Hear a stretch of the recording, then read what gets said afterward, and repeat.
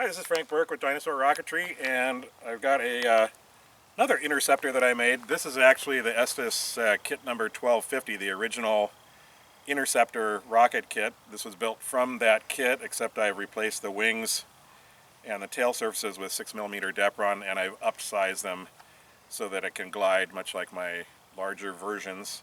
On this particular one, I did use half of the wingtip pod and part of the antennas, and I did use the tail cone and the motor hook, which normally I would not use those to save weight, but in this case it needed some tail weight, so that worked out okay. And then I wrapped the body tube in white vinyl and then cut the slots, and I'm running just 2 servos inset into the body for roll and pitch, and this weighs about 5 3/4 ounces ready to fly, and it's using the Aerotech 18mm D 2.3, and this is the maiden flight.